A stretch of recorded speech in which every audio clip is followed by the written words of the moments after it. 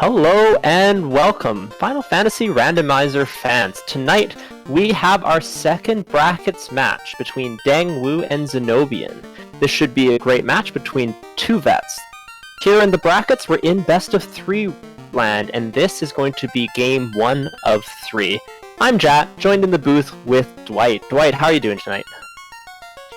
I am doing just wonderful tonight, Jet. I am excited. Both of these runners are top tier in this game. And this party, I'm ready. Yeah, so we got some spicy business here. We're about to unready the parties. Both people are readied up, and we will be seeing this race get live very soon. So, brackets.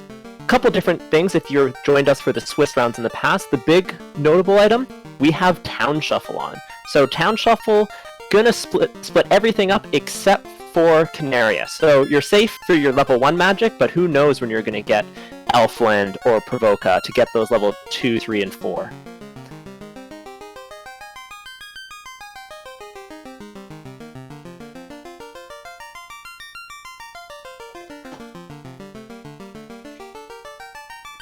And we could also see things like the bottle being a good early item if they find Gaia in one of the opening locations, or even the slab if they find Melman and Lefane as well.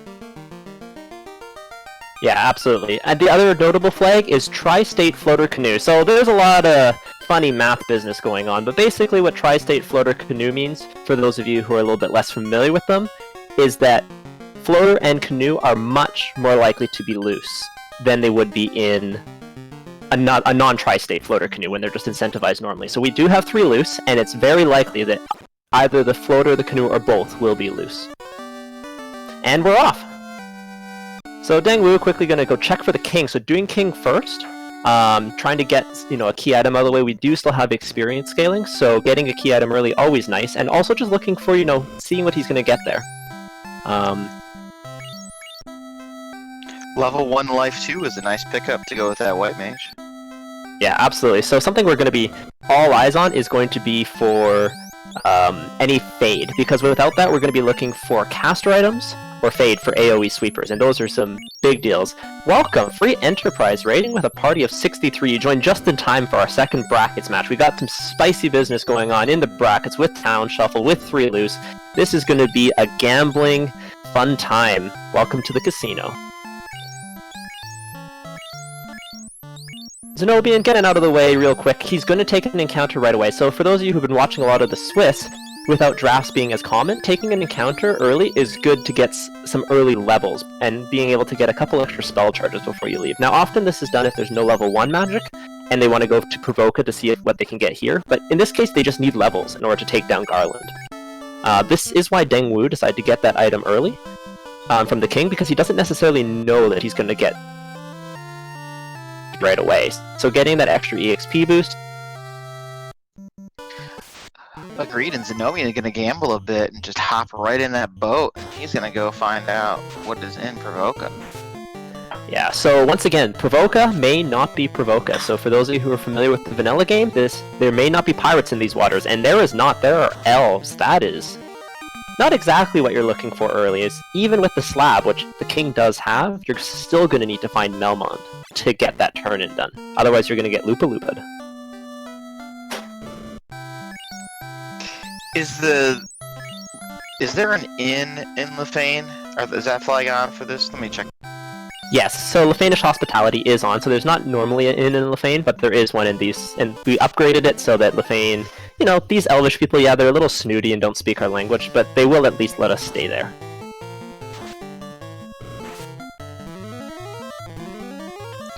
Zen0bian finds a cabin in Matoya's cave and not much else.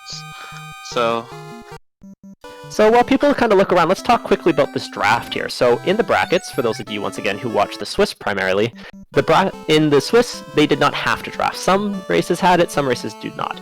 In brackets, draft is going to be every single race. And in this case, we have something a little bit spicy with no black magic available until after promotion. So Zen0bian started out with the Thief, Dengwoo countered with the White Mage and Fighter, and Zen0bian was like, you know what? I don't like black magic anyways, and picked another fighter as and quote, we're gonna just press A to win in this seed. So some spicy business there. Making sure that we're going to have an interesting seed and get both these runners out of their comfort zone a little bit. No, not out of their comfort zone as veterans, but out of their comfort zone from the fighter thief red black that we were seeing, or the fighter rainbow that a lot of runners were using in the Swiss. Looks like Dengwoo is going to give us our first look at what the 3 chests inside the Temple of Fiends give us. Yeah, and also just trying to get a few levels here to take on Garland. Now, something I like that Dengwoo did, which if you're a newer runner is a good thing to pick up, is getting a cabin before he left. So that way you can save outside, so even if you take a rough wipe, you don't need to keep walking back.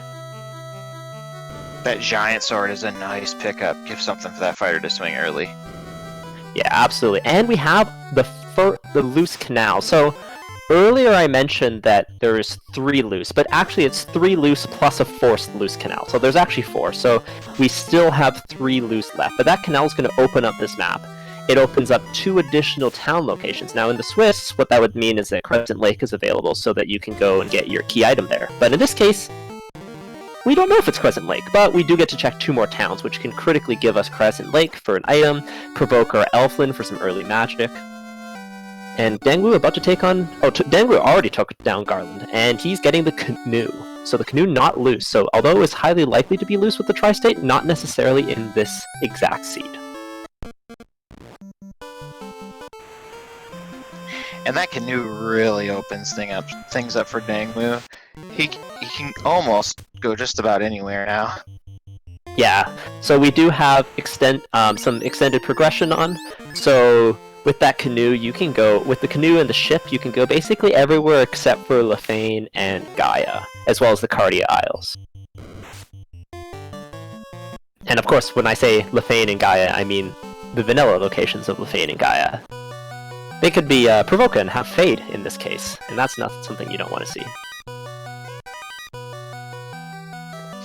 Right, but I kind of like that a lot, because it's really going to open up. We're going to see the decision making, where are these runners going to take that early canoe, because there's so many different options that they could.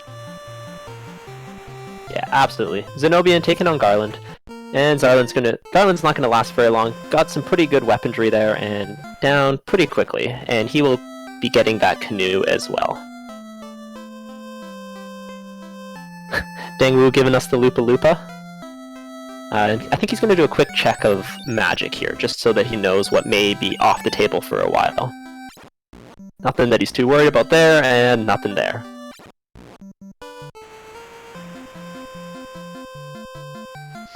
Yeah, a little bit of a whammy for Dengwoo. But I would imagine that he's going to go check the Elfland town and find out what town is there. Yeah, almost certainly. I would expect both runners to be going to Elfland soon. Probably check Dwarves on the way out, just to make sure that there's not a loose there. With 3 loose, leaving chests behind always a little bit dangerous. And then go explore outside, as they have all the transportation options they need except for the floater at this point. Zen0bian about to give us a look, and Elfland is... Elfland! Unexpectedly. Is this even randomized? So something else that you'll see them doing here in the early game is checking weapon shops really quick, just because they wanted to see if they can get a nice upgrade. But with that giant sword, they're in pretty good shape. Harm 4 available, that's really nice, and Wall. So Harm 4 especially nice because it gives you a nice sweeper against the large elemental packs, which tend to be around in kind of annoying numbers. Oh, and level 4 is stacked. Cure 4 and Fade. If you're Zen0bian seeing that Fade at level 4, you have to be relieved. Gives you something. Yeah. Now, something that is of interesting note here is that they've been checking black magic shops, and that's because the thief, when he becomes the ninja after promotion, will be able to learn black magic from level 1 through 4, but what I haven't seen yet is temper or fast. So that's going to significantly detract from their late game power of their fighter and their ninjas, or their fighters and their ninja.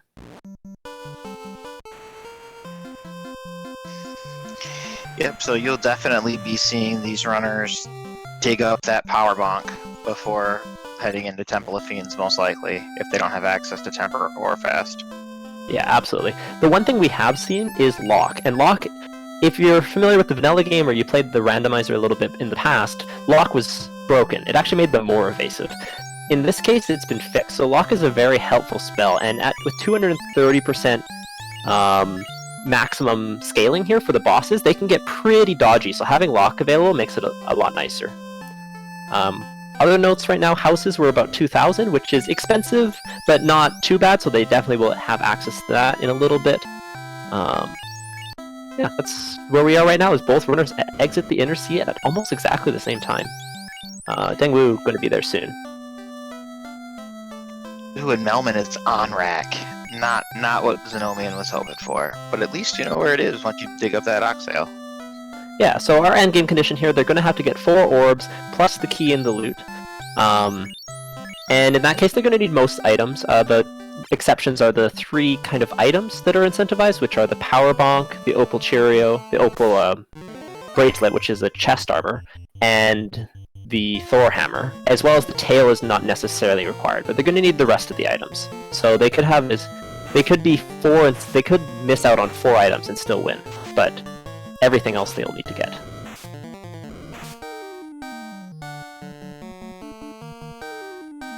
So far, this early game, though, for this party, not the worst. They didn't have to make an early marsh dive. Nothing seemed to hit that hard or have any really terrible scripts or spells.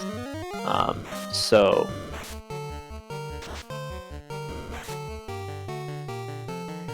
I'm curious where Zen0bian is going to head next. He's out of the Inner Sea now. One of the nice things about picking up that early canoe and checking those 2 chests in the Dwarf Cave is Zen0bian got to park in that river, so he was basically right next to it. So it's super helpful, save some stuff.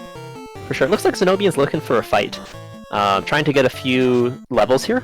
Something that you'll see people do often is go over to the Crescent Lake area, but Zen0bian's doing something, a very veteran move here. Knowing that his AoE sweeper is harm 4, he's actually searching for these undead packs. And that's why you're seeing him do something that you might not have seen in the in the Swiss rounds. This is a very good move, because that harm 4 wouldn't hit anything over in the Crescent Lake area at all. Yeah, that's correct. And Zen0bian is out, so it looks like we're going to be going into... I'm not quite sure where Zen0bian is going yet, but we'll have to see shortly. Dengwoo, meanwhile, trying to get a few extra levels. So once again, unlike when you have Nuke available to you, or even Fire 3 or Ice 3, getting some levels on these melee members is essential for you to clear anything. Ooh, Zen0bian is going to Marsh.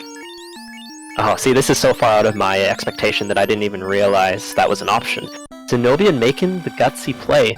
There's definitely some things available to him right now, but Marsh, not out of the question.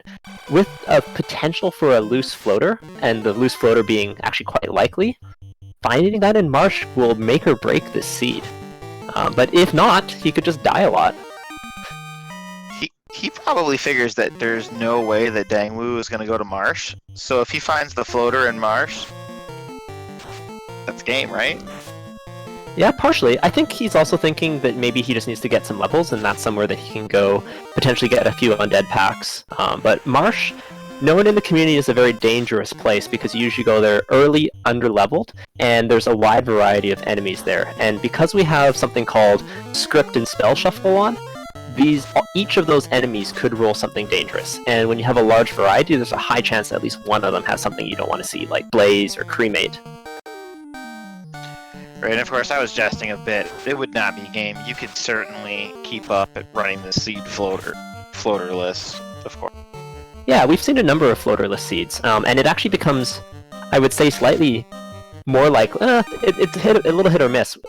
With the bottle and the slab being turnable in without necessarily going to Lefane and Gaia, that makes the floater less necessary. However, if Onrak, although in this case we know it's not there, if Onrak's in Lefane or Gaia, then you're going to need the floater to win no matter what.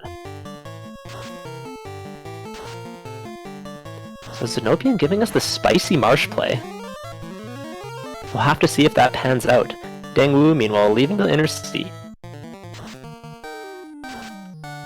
Zen0bian's going to get a look at the top of Marsh to find out if it's going to pay off.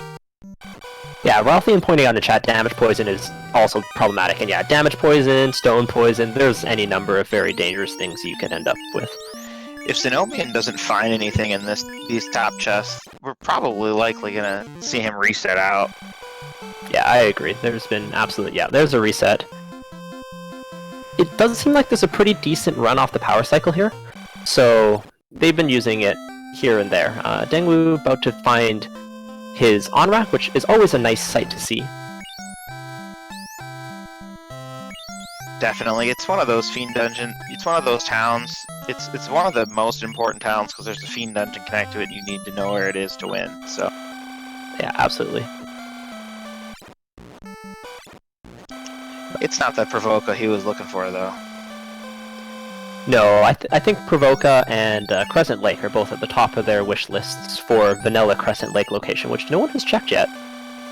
Dengwoo checking the black magic. I guess he's just trying to see if he's going to be able to get faster temper and then adjust his leveling strategy or how much armor he needs accordingly.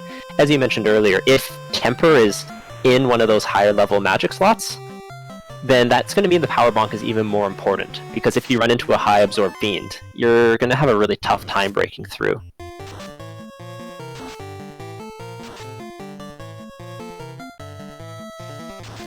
Agreed, and the power bonk is incentivized, so they know there's one hanging around that's not in the Temple of Fiends Revisited.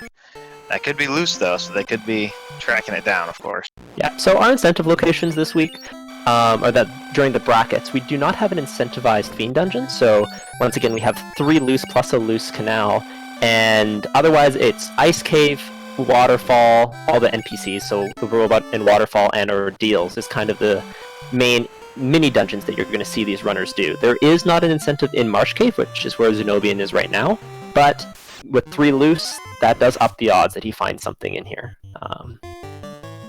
Now, unfortunately, the other problem with this marsh play is that if there's something loose in a key-locked marsh, so there's 3 or 4 chests in the bottom of the marsh, which require the key, and if there's something there, he's never going to find it. Now, finding that white shirt, though, that is a nice pickup.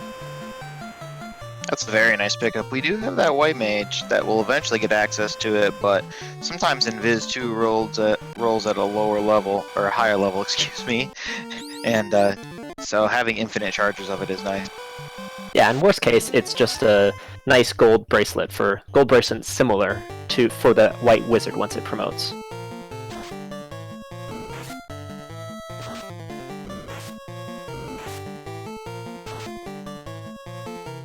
Ice Shield, also a nice pickup. Both fighters will be able to equip that, and the ninja will be able to after the thief promotes.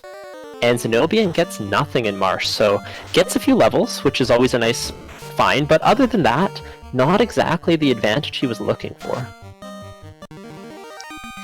Agreed, not the advantage he was looking for, but the white shirt's not nothing. I guess I'm particularly biased. I like the item a lot, but I do like the play from the sense, and I'll probably note this down to ask Zen0bian during the interview portion, but I think he just came here because Harm 4 hits the most stuff.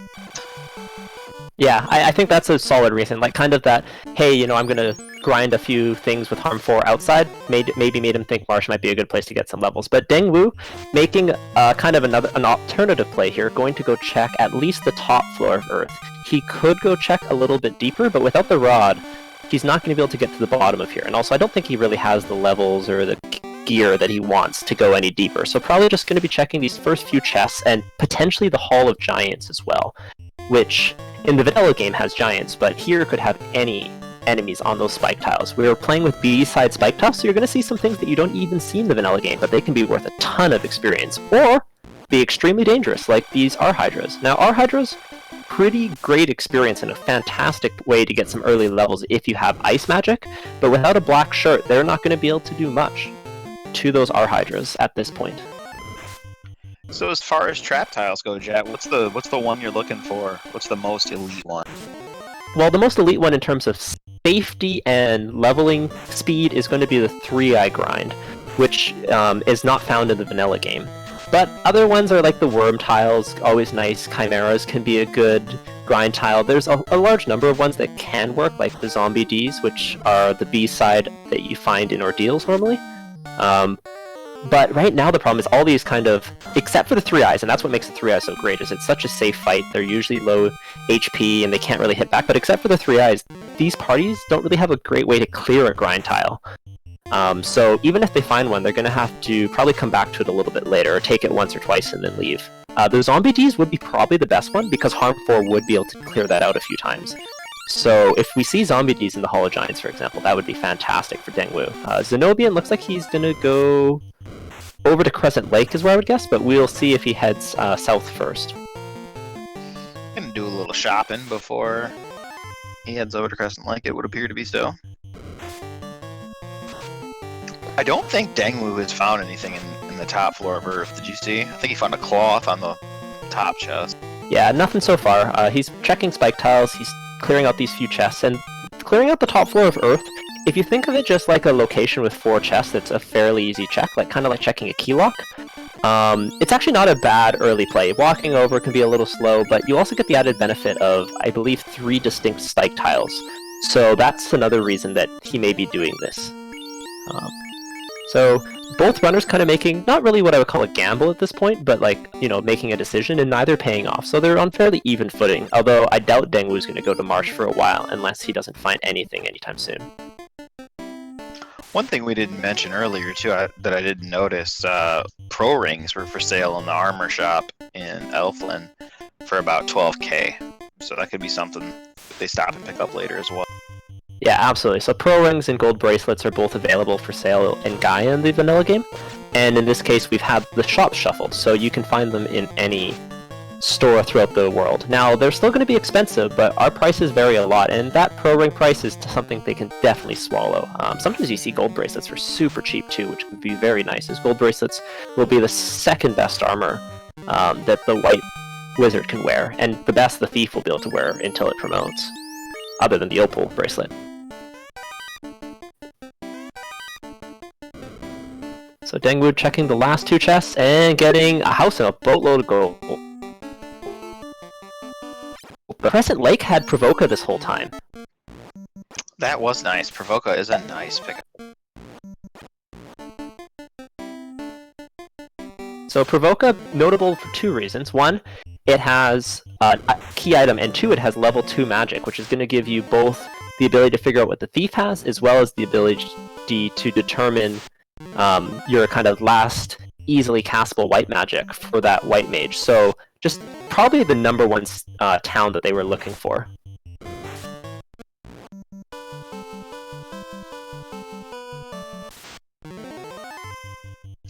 It doesn't look like they got any good level 2 white magic, however. No. Say that fast is a huge pickup. Because getting fast means that the ninja will be able to learn that, and fast, unlike temper, is actually a multiplier. So fast doubles the number of hits that you're going to get. That doesn't mean they'll all hit, but it's going to make these fighters and thieves swing a lot harder in Temple of Fiends Revisited, as well as for the later Fiends. And that speed not only makes you go faster, it also greatly improves your safety. Because going fast turns out is safer. So, as they say in speedruns, you always want to go fast. And that is a huge thing in the item store. We have the floater for sale. So, Tri-States, be darned, because both of our items were incentivized normally. And that floater in Crescent Lake is going to be real nice. A little expensive, but not something that either runner's not going to be able to afford in a short while. Zen0bian checking to see if he can sell the farm for the floater. Was thinking about the white shirt. Could have sold the white shirt for about 16, about half the price. And he probably will sell that white shirt if push comes to shove, but not something that he's necessarily going to do right away. Especially because considering we haven't seen Invis 2.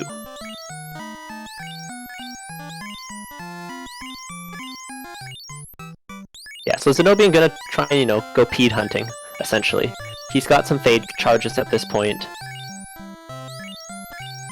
And what he's doing here, if you're not familiar, is that the overworld is split up into a bunch of different grids, and each of those grids has different encounters. Now, in the vanilla game, the ones nearby tend to be exactly the same, so you don't usually see much difference, but in this case, because we've randomized that, you can actually check 4 different encounter zones around Crescent Lake to try and find a peed off a power cycle, and that's exactly what Zen0bian's found here.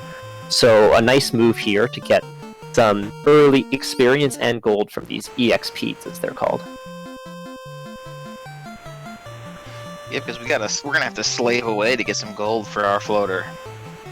Yeah, so our scaling is at 2.0 plus 100 gold. So we're not going to be getting, infinite gold from these peeds, but if he's willing to sell that white shirt, he will be able to get enough for that floater fairly quickly. Also, getting an early floater, something that really, really speeds up how quickly you can get through a seed. Now, Dengwoo did find a decent chunk of gold in Earthgate, so that's something that he might be able to use to his advantage, but it still looks like he's pretty broke overall here.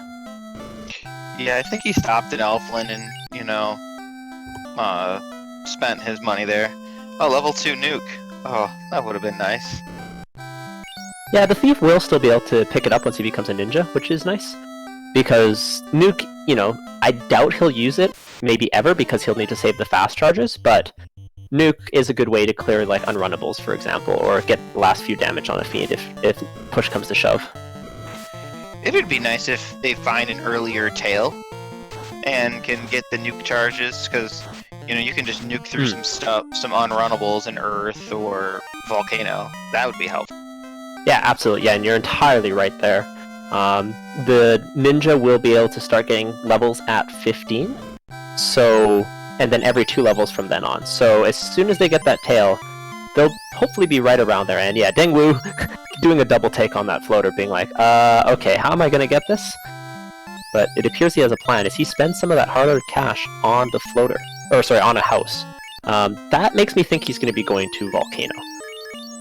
That's exactly the play I make when I'm about to go to Volcano.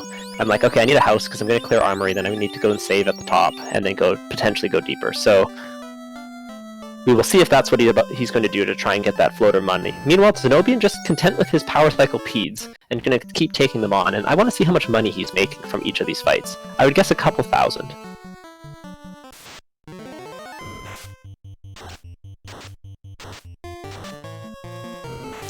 I think I like Dengwoo's play here, just to go to Volcano, maybe find a max gold chest or something in the armory, and there's just a lot of boxes there. We're still looking for loose. There's a lot of boxes. Yeah, I mean, counters on the way and make some cash. Yeah, I mean, not only is there like the possibility for a max gold and how much faster it will be than trying to beat this Pede down 60 damage per round at a time, but also, even just getting silver helms and, opal gauntlets and various things like that, those can sell for a boatload of cash. Even if you get, like, say, a katana, yeah, you want that for your ninja for late game, but there's a second one in the pool. Maybe you can sell it for, if it's rolls for max price, then you can get that floater just off that one chest. And Dengwoo about to give us Volcano. Please cover your eyes if you are sensitive to light as we walk on these fire tiles. The light axe, there we go, right away. That's something that could sell for some cash. Might not be what he wants to do it, as it also does cast harm, but definitely an option. I mean, he already has access to Harm 4, so, I mean, I'm selling the farm for that floater. Yeah. Zen0bian, meanwhile, going back, the problem that happened last time against the Pede is that he ran out of fade charges, and that really slowed him down. So here he's making sure that he keeps getting those fade charges each time.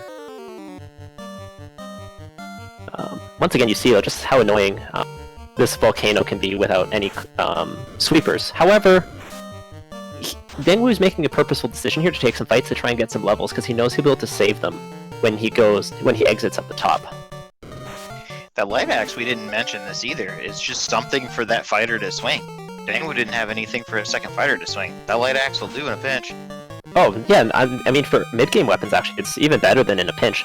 The light axe is quote-unquote mid to late-game gear, so it's not something I would want to carry with me in, Final Fantasy Randomizer late game, but it can definitely hold its own, through C or through Volcano in this case.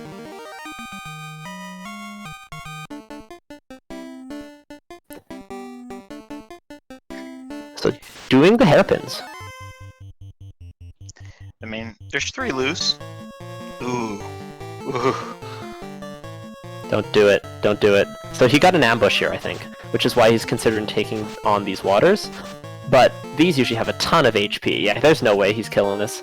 And now hopefully he doesn't get punished for this. He's definitely going to be running now, but Waters can do a lot of... Okay, he gets away. Yeah, Waters punch hard, too. Especially on this low-level party. Yeah, something I'm also not seeing that he has is he doesn't have exit, so getting out of here without any fade charges is a little bit risky, in case if there's something that rolled something dangerous. So we'll have to see how many fights he takes, and then if he can get out okay. Now this is a pretty nice experience fight, for the early game at least, but not worth much right now. Zen0bian continuing his Pede grind. Was exit available, Jet? No, exit was not available. So, as far as I can tell, so it will be something that he'll have to walk out of here. Chat will correct me though, I'm sure, if there was some exit somewhere. Mohawk guy, the bane of all Provokin's existence, always getting in your way. Meanwhile, Dengwoo gonna fight some giants in the volcano. Yeah, giants known as being pretty good EXP in the vanilla game. They're what you try and find in the Peninsula of Power, or the Pop Grind as it's called. So finding it here in Volcano, not the worst thing. Also gonna get some money. I mean, something that should be noted is the other reason to take some fights here is that if you don't find any money in the armory, you can probably just pick up 5 or 10 grand just taking some fights here and there. Yeah, Dengwoo already has 13,000 gold. Just from taking a few fights and walking around the volcano. Yeah, absolutely. Now, the scary thing for me about this volcano play is that there is risk of a wipe, and if he wipes somewhere along here, he's going to be losing, 5 minutes or so, versus Zen0bian's grind is extremely safe. And that's the one big benefit of what he's doing, is that there's no real risk. At most, he loses one fight, and, no one's going to cry over that. He's looking for 3 Peds exclusively, though. He doesn't want to have anything to do with those 2 Peds.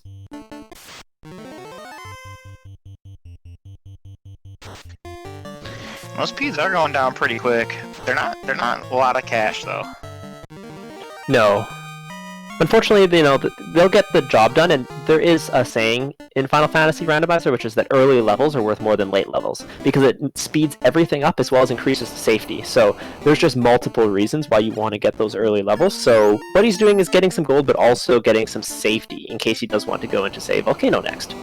But Dengwoo using that house, healing up, saving those levels before he goes into the main part of the armory, showing that this armory play hasn't been so bad because there's nothing really in here that's been punishing him.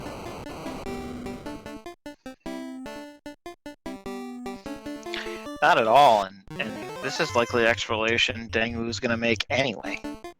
Yeah. Actually, it looks like Zen0bian's plan all along was just to get some levels, and now he bought a bunch of houses, so he's about to go to Volcano as well, I would assume. Dengwoo finds Excalibur in the northern hairpin chest, like the northwest hairpin chest, and that is definitely going to be able to be sold for some cash, or be swung for some high damage against everything but the fiends throughout the game. In the randomizer, we fixed how weaknesses work. So, the fire sword, the ice sword do extra damage, or they have bonus effects against, the things that should be weak to them. The Excalibur has the added bonus of being strong against everything.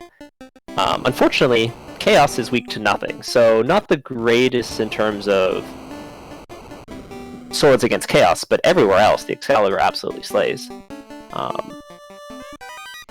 Dengwoo tried to take that water fight and found out that they have a lot of HP. Yeah, not only do they have a lot of HP, they also have stun touch. Looks like Zen0bian, I believe he's on his way to Ice Cave, which is another option outside of Volcano. Ice Cave also has the added benefit of being incentivized. It has a few less items, and without Exit or Warp, it's definitely going to be dangerous, but that's why he did the P grind, because he got a lot more levels, so to make this a little safety. And there's the Massa in the Volcano Armory, so that is a great pickup for Dengwoo. So Excalibur and Massa, the armory living up to its name. Absolutely, the armory play ends up coming up big for Dengwoo. That we might see Excalibur sold for a floater here. Now that that's the Mazza in tow. Yeah, that would not surprise me at all. Simple Sarah pointing on the chat that Volcano a good play. Yeah, I mean everything is in hindsight, but this Ice Cave play could absolutely pay off too if he finds a loose item here. And there's the quad zombie D tile in the armory. I think that is exactly what you want to find with level 1 harm 4. Oh, sorry, level 3 harm 4. Yeah, it doesn't look like they have a ton of HP either. This is going to provide Dengwoo with some early levels. Got the light axe too, let's not count that out.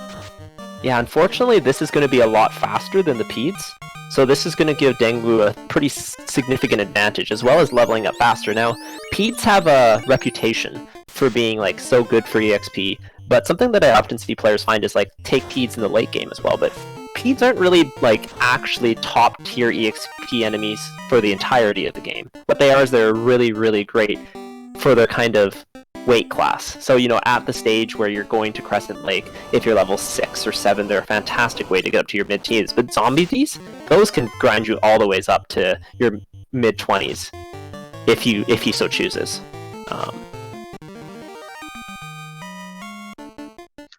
Dengwoo is going to head out. I like this play by Dengwoo. Don't dive any deeper. Don't get greedy. You found a ton of stuff. Just walk out, save your game, and then go back in if you want to see if you can beat carry. Yeah, the Massa is actually making carry a lot more of a possibility. But it still would be a little touch and go. Also, he would probably want to clear the Agama floor as he goes, and I don't know how many heal pots he has.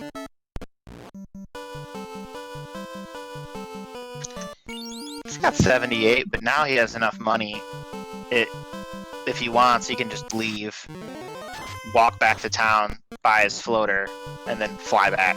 It'll be a quick trip back. So I kind of like this. Yeah, and that's exactly what he's about to do.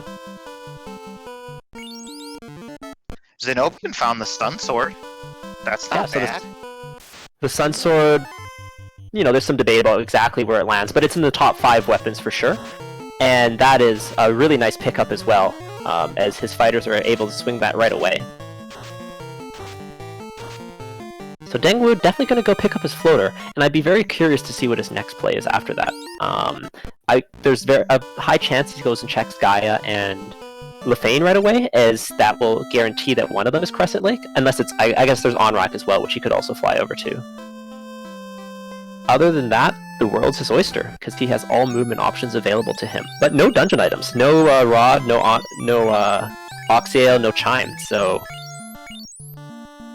What I think we're going to see Dengwoo here is go check your free stuff. Go find Crescent Lake, go talk to Sarda, those types of things. Give his key items that he knows he's going to get out of his way before he decides which dungeon to dive. Rathian pointing out in chat, yeah, they can find a pack of eyes somewhere, they're a great Hall of Experience. Yeah, so we mentioned before kind of the grind tier list, but it really does change. There's no always best or always worst. The reason why the eyes are good in this case is that they're safe, but the reason why the zombie Ds are great is because they have harm 4, fade, and a light axe, so they're actually able to clear that quad zombie D pack fairly safely and quickly.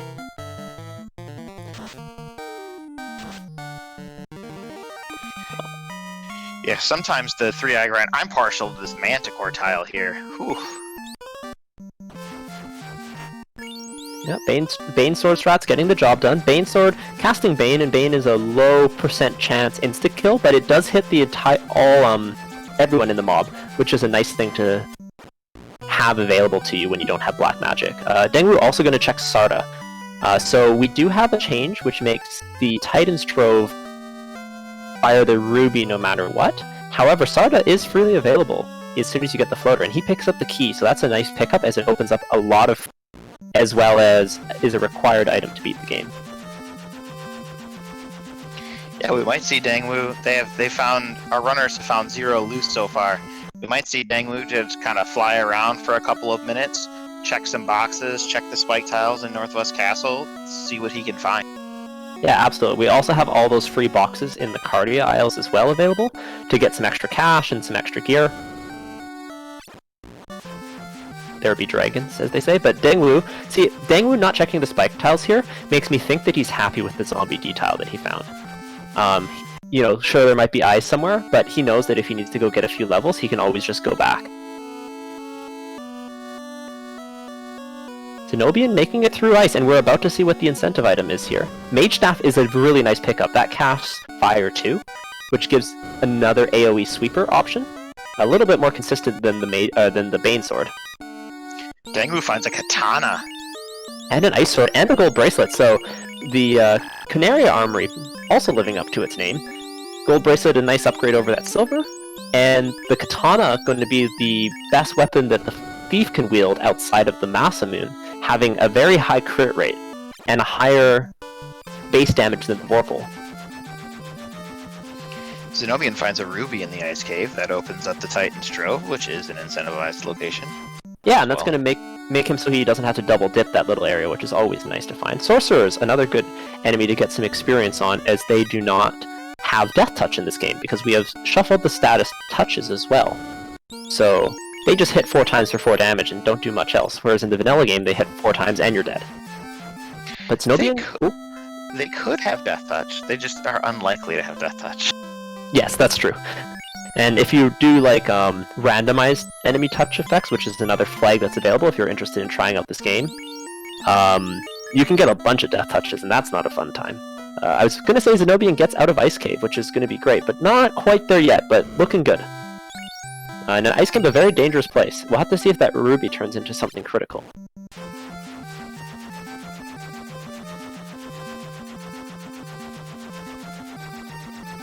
So Dengwoo doing his free key locks, and then I think we're going to be seeing a Gaia check here. That would appear to be so. Yeah, if we're getting a little bit where Gaia is. There we go. If the ruby ends up being required, and Dengwoo finds Crescent Lake in the Gaia entrance. Silver bracelets for sale, not bad. But I was saying, if Zen0bian, if Dengwoo doesn't go back for that ruby for a while, and Zen0bian it's required, then that could be a little bit of an advantage his way that he can need from being a little bit behind by not having that floater and being in the air. Yeah, for sure. I mean, he's got a good solid level lead, I'd say, at this point, Zen0bian. Just a little bit of extra levels there, which is always nice. But Dengwoo, just a little bit more exploration. In these types of bracket flags, especially with 3 loose, it really is anyone's game until all those loose items are found, and like they're in go mode, or at least no mode. Now, something of note, of course, is that we haven't seen Melmond yet, so it's either going to be Onrak or Lefane, and Melmond will translate the slab, which they got a long time ago, and they know that Lefane's in Provoca, so that is a key item that they can turn in. But Dengwoo going to go do Ordeals first. Ordeals without Warp, not nearly as nice as it is with it, but still a good place to go check and get a bunch of chests and some levels. There's the real EXP right there, the Gurpede. The great experience Pede. But they usually have so much health that you can take them out once, but you don't really want to grind them.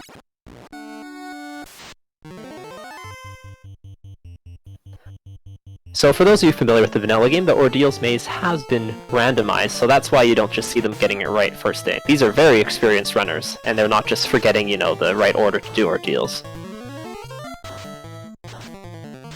Zen0bian about to get in the air at the 41 and change mark. So these runners so far have done a very good job of managing this, no black magic party. I think level 4 Fade definitely helps, but they're doing a great job of getting some levels, staying safe, but also going fast. Yeah, Zen0bian got his floater about 5 or 6 minutes behind Dengwoo, but I don't think it's going to cost him very much, because like you said, he doesn't have to double dip this area. He can go check Sarda, grab his crystal, and then see what the Titan has. Yeah, absolutely. There's also a possibility that he may be able to skip checking Volcano Armory at all if that's something he decides to just, he finds all 3 loose and doesn't go to. Now, not finding Eskel or Massa, that's not ideal, but that is some time, save that he could see in the future. We have yet to see a ribbon, and the Power Bonk is incentivized. The other key things that they're looking out for will be like the Defense Sword, as well as the Aegis Shield, the Dragon Armor, though those are much lower priority than those ribbons and the Defense Sword. Not checking the armory would be a huge advantage up to Dengwoo if Zen0bian doesn't check the armory, because having that Massa will speed your Topher up by a lot. So Zen0bian finding the TNT there, which is nice because that means he's going to be able to check the key locked dwarf alongside the TNT. And Lightyear pointing out in chat that the Aegis Shield was found in ice. So yeah, thanks for pointing that out. So the Aegis Shield is the best shield that the knight will be able to use. And with the Aegis Shield and the dragon armor, you can create kind of a virtual ribbon, which is a nice pickup if you can find them all. It doesn't protect against everything, but it sure does help if you only have one ribbon and you need to share those resistances amongst your party. Did we see Dengwoo check the key-locked dwarf cave chests? I do not believe he did. It's pretty out of the way without warp or exit, and he knows that he'll be going to check it once he gets the TNT or the adamant, I would guess. So Zen0bian will be giving us our first look there. So far our deals, nothing. Nothing so far in our deals, but there will be an incentive item here. So that, will make this worth it no matter what. And that is the power bonk. So not strictly required, but definitely something that you're going to want when there is no temper available to you, as a high absorb fiend can really ruin your day.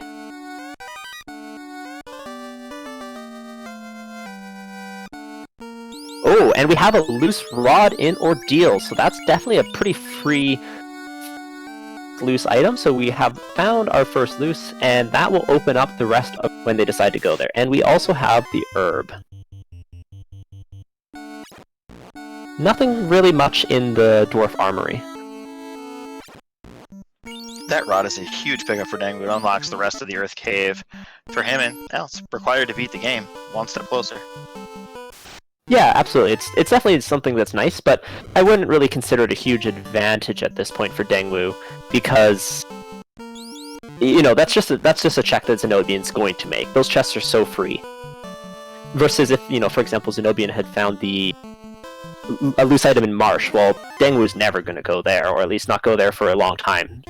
Zen0bian will be there soon, I would assume.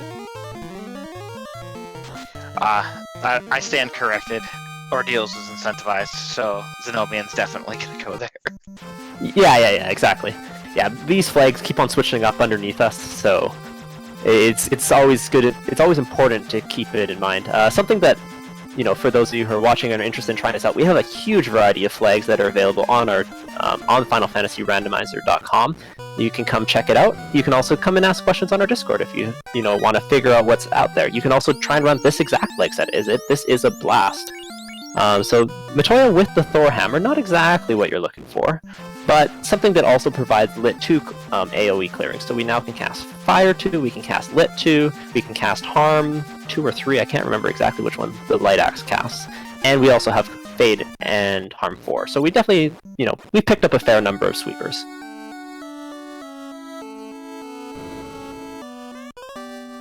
The Thor hammer especially useful when they have to make their trip to the Sea Shrine. Yeah, absolutely. And the Elf Prince has the cube. So the cube required to get into the Sky Palace on top of Mirage, and will be required to beat the game. But no access to Mirage yet means that cube will be forgotten for a little bit. Zen0bian gonna give us a look at what the trap tiles are in Temple of Fiends, and the box with the boxes contain as well. Yeah, absolutely. So we don't have better trap tiles on. So if you were watching, like, for example, the Duckling reveal, that showed that chests behind trap tiles have better treasure. In this case, that's not on, so these are just random chests, but they still could contain a loose and also could have a fantastic grind tile. Dengwoo checking the Cardia Isles, and then I'll expect him to probably go to Waterfall next, which is another incentivized dungeon. If you're looking on the site, the reason why Waterfall doesn't show up as an incentivized dungeon is because the incentive here is actually Waterfall. Is actually the robot, who counts as just an NPC.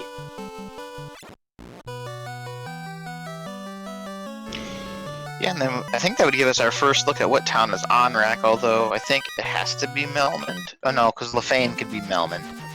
Yeah, right now we have not found Gaia and Melmond, both of which they're going to want to find, as they have the bottle to turn in, as well as the slap to translate. So those are both going to be towns that they're going to want to check out, so they can't really be too disappointed by which one's where.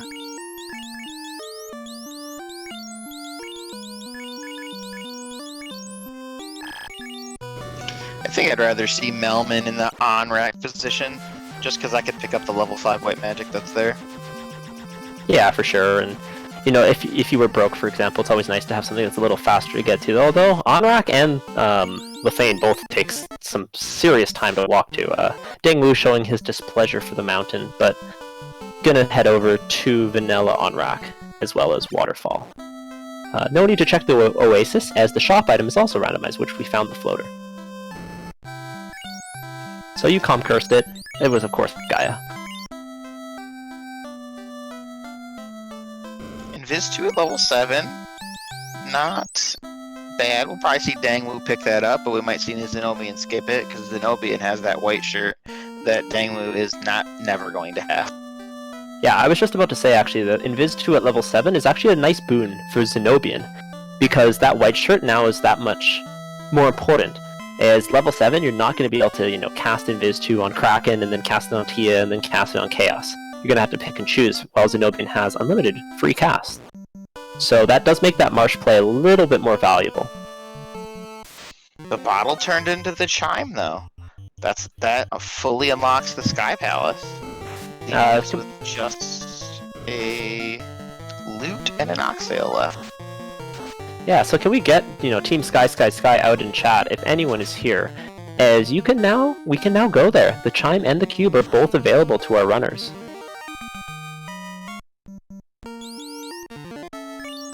Sky, of course, having great opportunity to get a bunch of levels, as well as tons of chests. So that is why, for those of you who are a little bit less familiar, Team Sky, big proponent of going to Sky as soon as you can. Now, there's not an incentive item there, so you could just open up a whole bunch of boxes fairly slowly and get a whole bunch of levels, but end up with nothing much else to show for it. But still not the worst thing you could do. Much better than diving, say, Earth. Diving Earth, by the way, is different for those of you who are a little more new. Diving Earth is a little different than what Dengwoo did. Dengwoo just checked the first floor, and that's just opening a bunch of kind of chests, checking a couple spike tiles, but diving all the ways down Earth in full clearing, it is very painfully slow. Yeah, and these runners had a nice run off of the power cycle to able to check those chests in Earth very quickly as well.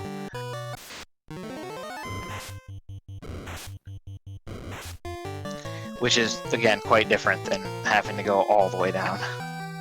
Yeah, absolutely. Yeah, so Zen0bian is about to go check Lefane, which we know now is Melmond, so he'll be able to get this slab translated, as well as find out what is the level 5 white magic. Black magic at this point no longer matters, as we've already seen levels 1 through 4, which is everything that Thief will have access to, if and when he promotes.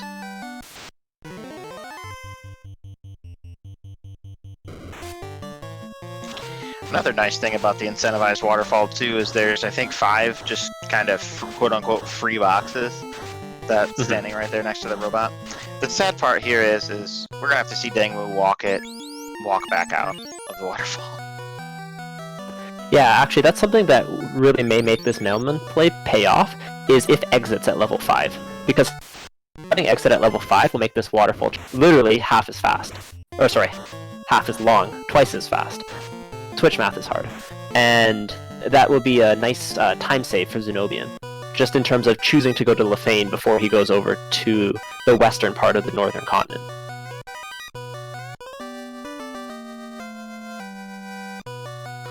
No, all that's there is Lamp. Yeah, so that means exit is buried somewhere deep, and that's not exactly what the runners are looking for. Dengwoo finds a loose tail in the waterfall. The robot had the adamant. So right now, that just means all these loose items have been quote-unquote free in terms of being in already incentivized dungeons, and no one's had to gamble heavily to find something in, say, like mermaids in sea, which is not necessarily required, or not something that people want to go to early. But the loose tail, not what's going to unlock it at this point.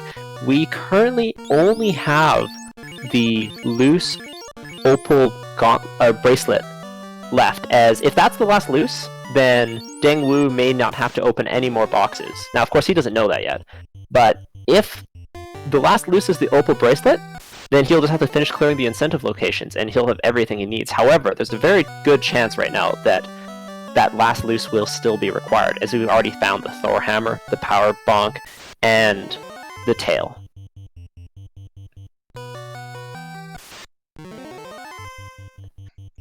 Zen0bian's gonna find out what this slab translation turns into. It is the crown. Yeah, getting your fetch quests out of the way. Fetch quests are actually not the worst thing to find, especially when you have the floater and are already in the inner continent, because each of them still does give you the 5% bonus EXP.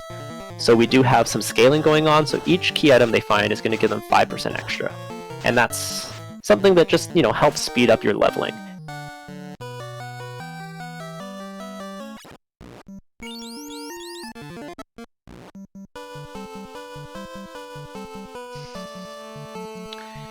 Where is Dengwoo headed next? Maybe to go promote really quickly? He has the X-Cal. Being able to swing that is pretty effective. Yeah, also promoting right where he is now will give him a great opportunity to get his spell charges as quickly as possible, which is always nice. One of the negatives of that, if you're already level 24 or 25 and you're in those later level counts, you only get spell charges when you level up. It's not like, at 15 you get 1, at 17 you get 2, at 19 you get 3, like the mages. You only get it when you level up once you're already promoted, so promoting earlier is always nicer than promoting later. Except for masters, but we have no black belts here, so let's not deal with that. And the kindly old king had the loot, so that slab turn-in is required. Someone's gonna have to do it. Yeah, and the loot is a great find, because you never want the loot to be loose. The loot can be anywhere in the game, with the single exception of Temple of Fiends Revisited, if it's loose.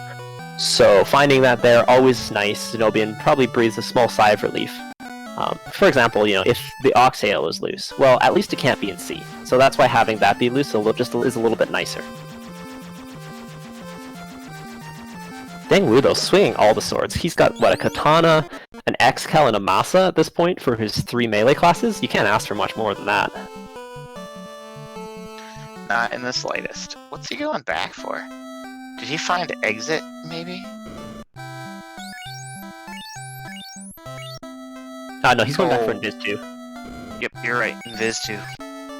Yeah, he hasn't found the white shirt, and as we know, it's going to be very difficult. Darkwing Drake saying in chat you could ask for Vorpal. No, Vorpal is blasphemy. You cannot ask for the Vorpal. Yeah, I got this. I'd rather swing that Sun Sword, I think. No. Okay, so the Vorpal, in all reality, the Vorpal, not the greatest thing for clearing out mobs throughout the game, and it's not so good if you don't have Temper or Saber. However, the Vorpal with its high crit rate is great at clearing out late games, so... MG Weirdo asking in chat, what are the boss percents? We are at 230, I don't know exactly what the bottom end is, but 43 to 230 unclaimed. So, yeah, the Massa, we're going to be able to get through these bosses, not easily, but we should be okay with fast, and the swords are swinging. Dengwoo stopping to just pick up some spells for his White Wizard, picking up the level 6 life. Yeah, you'd like to give it earlier life too, but extra life charges. Yeah, I mean, you never need that life until you need it, and when you need it badly. I think the other issue right now is that Cure 4 is sharing, life. Oh no, there's nothing really else at level 1, so yeah, life not so necessary, but not a bad pickup. Zen0bian is going to clear out the armory here, so he is about to find his gigantic sword haul, but not much else. It's gonna probably bring Zen0bian some relief though. He's probably like, oh no, I need to find items and weapons, and the weapons are gonna be off the list here in a short second. Yeah, I mean, Zen0bian's opening boxes having found 0 loose at this point, and 0 swords except for the katana, which he can't swing. So yeah, these are going to be at least a little bit off that late game checklist. MG Weirdo saying, is Dengwoo going to get Luput? But yeah, we are in Town Shuffle, so he is actually going to Lefane to get Unluput. We know Lefane is in Provoca. I'm glad these runners are not getting Lupud. As a person who has been Lupud before, it's not the most fun. Yeah, so for those of you who might not know exactly what we're talking about, if you do not translate the slab, all the elves in Lefane will tell you is Lupa, Lupa, Lupa, Lupa, and that is not exactly what you're looking for. Welcome, Randomania 2, rating with a party of 33, and this is right around the 1 hour mark, so a perfect time to give a recap anyways. So, this is the second game of the Final Fantasy Randomizer 2020 Spring Tournament. We are in the brackets, which means we have ramped up the difficulty and ramped up the pressure. These runners are both drafting, and we have added in town shuffles, so Provoca is not Provoca, Lefane is not Lefane. And that is kind of what's going on. In this particular seed, the runners found a floater for sale and got an early canoe, so they were in the air relatively quickly, but they had to grind a bunch of money out first. We found a bunch of key items, but we're still looking for one loose. After 2 loose items were found relatively easy in incentive dungeons, in Waterfall and Ordeals respectively. We've got a Masa and an Excal already found in the Volcano Armory by both runners, and Dengwoo has promoted with that tail. So we're looking out for that Oxyale is the big one that's left hanging over these runners' heads. And that could either be loose. Actually, at this point we know it's loose, don't we? Because we've seen all the incentive dungeons already. Have we seen the adamant turn in? Oh no, and yep, you got it, and chat got it right away. So we have not seen the adamant turn in. So it's either the adamant turn in or it is loose.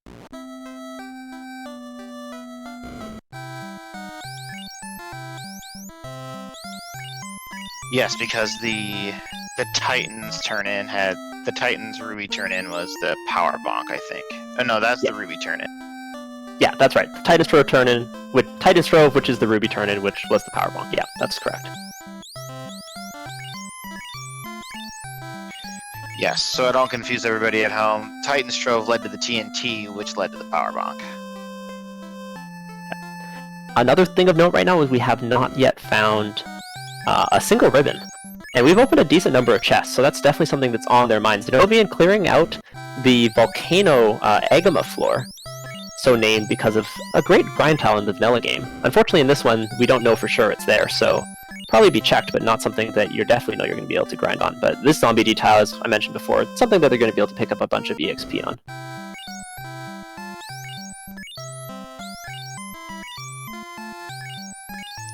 That's our first look at that floor, too. I don't believe Dengwoo went any deeper. No, he did not. And yeah, for those of you who are just tuning in, my name is Jad, and I'm joined by my co-coms Dwight. We have Math Girl with the Restream, and we are being tracked by the deadly double duo of Danny and Reese.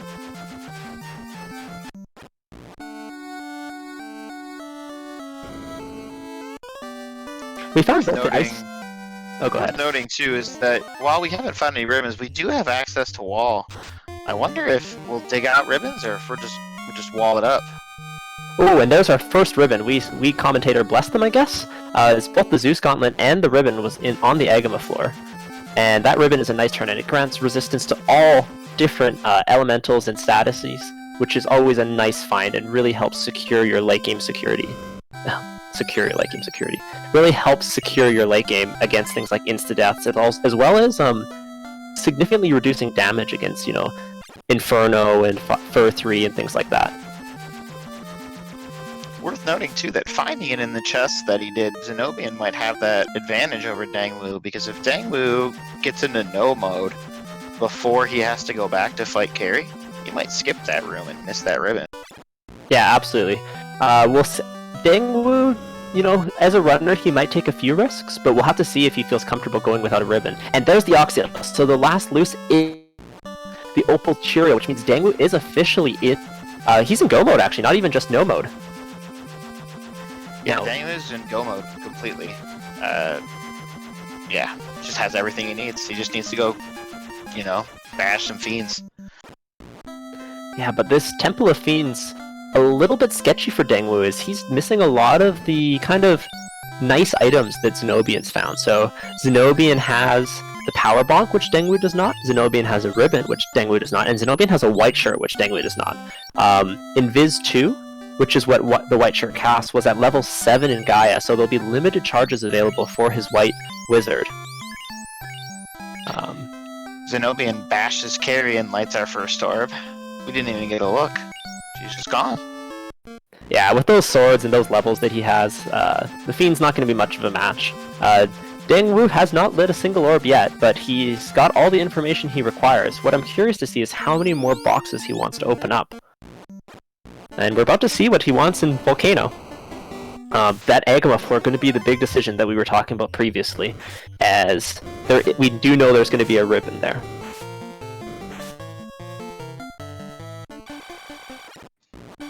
Yeah, I'm gonna be surprised. It will be the big question is how many boxes does Dengwoo open, and I think you put it perfectly there. And my answer at face value is gonna be not many. Yeah, I think he's got to open greed boxes with no ribbons, no white shirt, no defense, because this Topher, even just Kraken could be a big problem. But I mean, his fighters can cast life too. His knights can cast life too. He's got good swords. He's got fast available to him. We'll have to see. I expect at least the greed chests. So the greed chests are the ones basically that require, there's mixed definitions on what greed chests are, but 3 or 4, maybe 5 steps out of your way, and preferably with no spike tiles in Gargoyles front of with them. thunder, giving Zen0bian the business, right on out of ordeals. Ouch.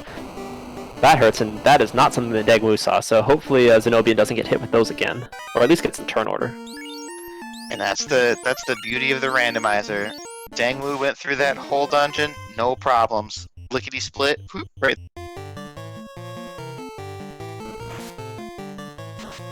Oh, actually, I missed something. Sorry, I misspoke earlier. I said that both knights are going to have life 2. That is not correct, because life 2 was in the second slot. So that means the knights are not going to be able to learn it. So this is going to be a single life 2 caster, with no opal bracelet, no white shirt, no defense. I don't think he's in a great position yet, and he's actually coming down here. It looks like he's going to take these zombie Ds on a bunch of times, and that's why he wanted to go Volcano first. I like this play. I like it too. Maybe he's like, well, I don't have all my greatest equipment, so I'm just gonna get a bunch of levels. Yeah, absolutely. And something of note here is that for those of you who's wondering what he's doing here, he's also moving specifically down and back up, and that's because the steps above, on the bottom of a room, like that one right there, those do not count as encounter-causing steps, which means basically he cannot get an encounter there guaranteed. So by going down and up, instead of left and up or left and right or up and down, he's making sure that the only encounters he gets are on this spike tile. So that's a nice veteran move here by Dengwoo. Yeah, Jay Coper saying he has a nice set of swords is probably the understatement of the year. He's got a Masa, he's got an X-Cal, and he's got a Katana. So you can't ask for much more with 3 melees.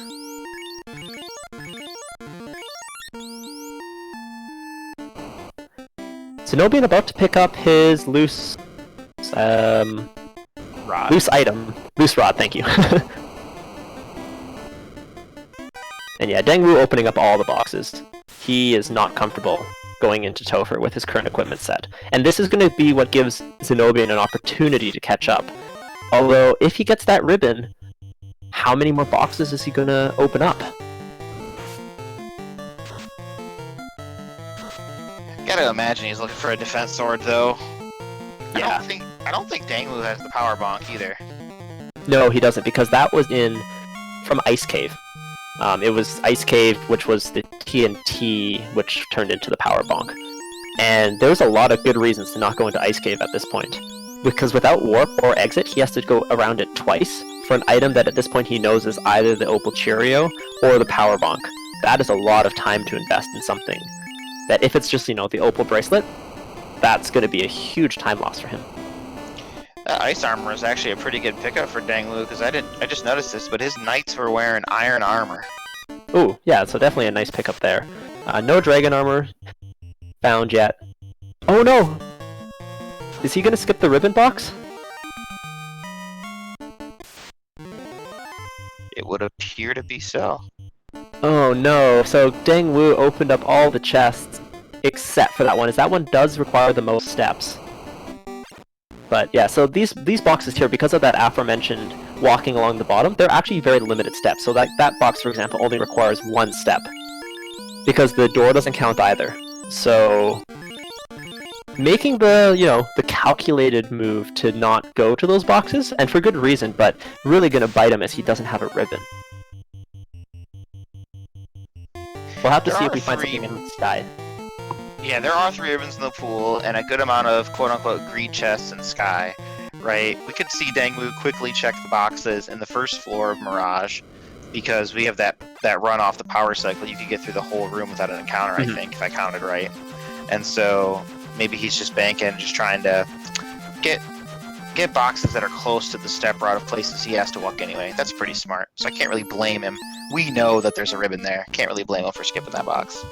I 100% agree, and that's exactly, I think, what the plan is here. He's going to try and get some levels, as well as, you know, probably check left, I would guess left and right side of Sky 1, all of Sky 3, and probably Mirage 1, which is a boatload of chests.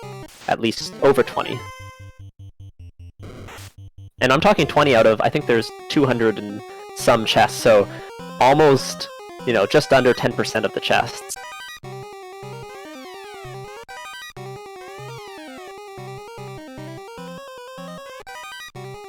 Second katana, not worth much, a money stick.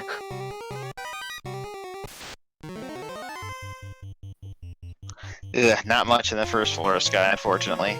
Stack of vampires will do for a little bit of the experience. Yeah, I'm surprised he didn't just reset out, but I guess he didn't. He wanted to see if he could take some fights here. But we have toxic vampires and no ribbons, so that's gonna be a little spooky. Do pro rings not protect against toxic, Jet? Toxic is it death elemental? I thought it was. Is it poison? I'm sure someone in chat will hook us up here with the resistance details.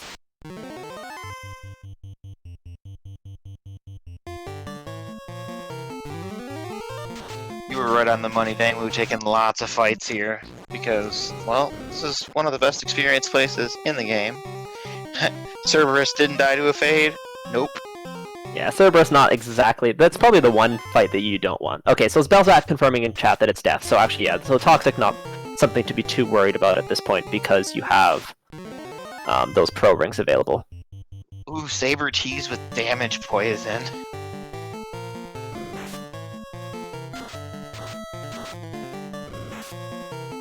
Yeah, so not the friendliest Mirage, but you know he's got pretty good levels. He's got pretty good gear. Should be able to get out of this all right.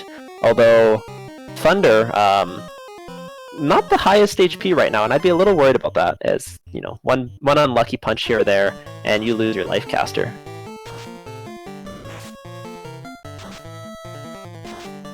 Yeah, and we don't have exit either, so that must be buried somewhere. Although that'd be on the same person anyway. Yeah. So we'll have to see how many chests that Dengwoo chooses to open. Oh, he is even opening less than greater than. This is something I was expecting him to skip. Now this is, I mean, it's a large number of chests, with 10 chests, but not something that's very quick. So this just shows that Dengwoo really does not feel comfortable with his current gear situation. But finding that dragon armor, making, you know, part of a virtual ribbon here. He likely won't find the Aegis shield though, because we know it's an ice. Yeah, so ice. The 2 dungeons that Zen0bian did, that Dengwoo, you know, will most likely be able to skip, did have some goods, especially some like late game insurance. So this run is going to be very dependent on how difficult Topher is.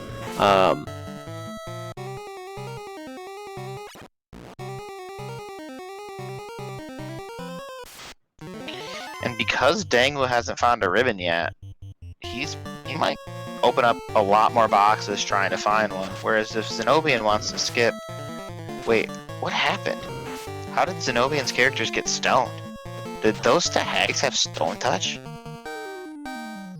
Yeah, I didn't see it. I just looked over. Yeah, Stone Touch Nightmares, according to our great tracker here. Reese doing a fantastic job alongside Danny. Yeah, so Stone Touch Nightmares, not a fun time, but... And also, it looks like he has no softs.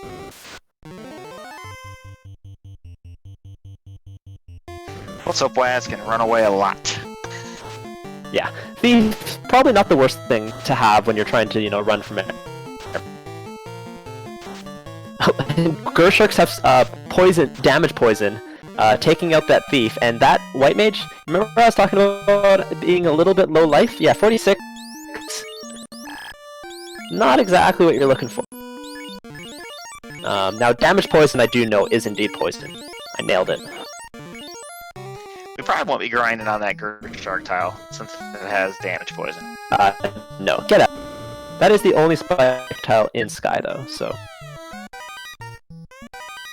Dengwoo checking these big blocks of chest. Gonna be picking up that Opal Shield, I would guess. I would say that's a good replacement for that Iron Shield. Yeah, absolutely.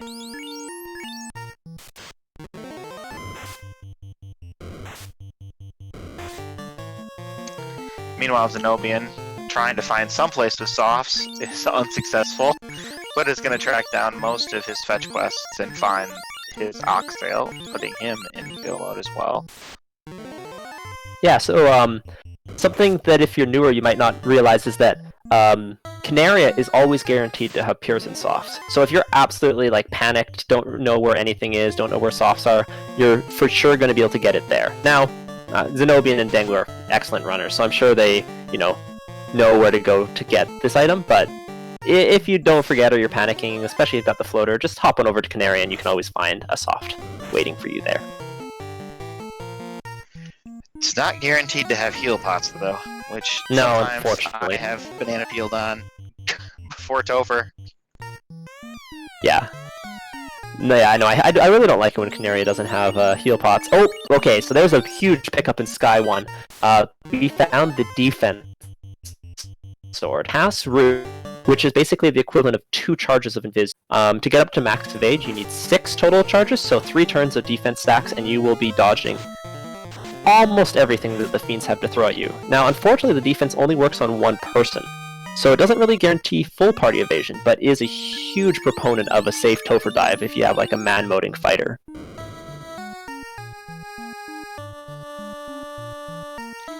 Absolutely, and it doesn't come up, it's not going to come up in this seed, but you can swing the defense sword in a pinch. The defense sword actually swings fairly well. It's very heavy. It's only usable by promoted characters, but I believe it has 30 attack or so definitely does the job. One question I don't... Oh, never mind. Cure 4 was level 4, so I was going to say I don't know if Cure 4 was Knight learnable, but it is not. So the Knights only really have access to Wall and Heal 2, which is not exactly what they want, Having Cure 4 life would be super nice. If I'm Dengwoo, I'm happy to have the Wall. I have no ribbons. That's true. Yeah, the Wall, it doesn't provide, turn 1 guaranteed security, but definitely will do some work if you have no ribbons. But he's still searching, still looking for items, willing to skip out on the single chests in the spider floor, but gonna be opening these banks here. Can't say I blame him for skipping the spider floor. Those chests are a pain to walk down. Yeah, I know. You'll actually go left, have to go back the other way.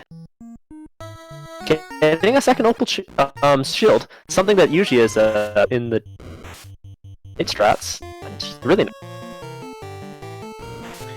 Alright, chat, if you're about ready here, get your Bless RNGs out, because Dengwoo is about to head up to the Bridge of Destiny, and we will hope to see a robot chicken. Wow, Dengwoo just being a savage with how he's getting here. What is this? Is this up left strats or something? I think so.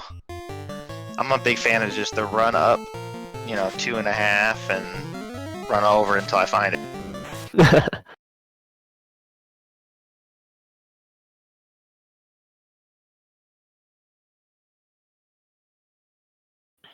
Zen0bian getting his shopping out of the way. Looks like Deng may be on PowerPoint strats here. We will have to see what's going on there shortly, but meanwhile Zen0bian just kind of, cleaning up his shopping. Yeah,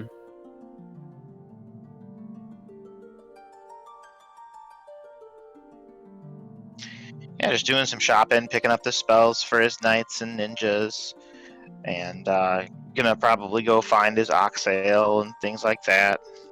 Yeah, that fast pickup, of course, is the essential bit right there.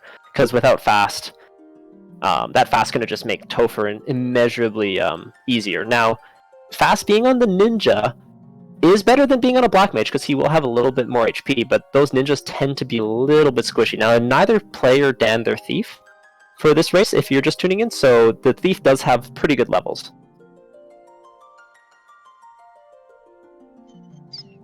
Yeah, But yeah, Dengwoo having some technical difficulties, but we'll figure out what's going on shortly. yeah, we're doing our best to get Dengwoo back here, but yeah, the thief also the ninja can equip good equipment, so the absorb's pretty high. It can take it. It's still not taking a Kraken punch, but can survive a barrage of spells. So it looks like Dengwoo is on Tia. We will be getting that shortly. We do not know, unfortunately, if he hit a robot chicken or not, but you know, your prayers were answered. Zen0bian making the Sky play next, and you know, two runners are very close together at this point. Zen0bian with a slight gear lead. I'm not quite sure where their levels are relative to each other, but Dengwoo just a few floors above him, above Zen0bian.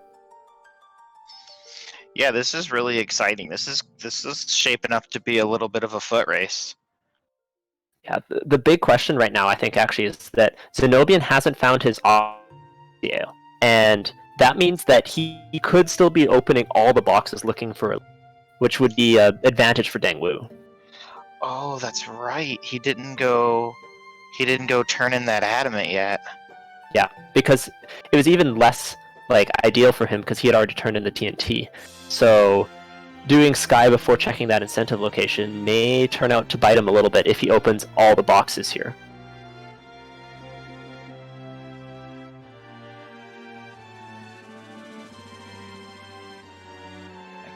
That could be huge. That's a good point, chat. Oh boy. Dengwoo was thinking about landing on that little island there. Yeah, I think he was debating if he wanted to do Earth or Sea first, as they're kind of conveniently and unusually right next to each other. But looks like we're going to be seeing Sea first. This is generally a play that is nicer if you can do the later... Oh, I may have spoken too soon.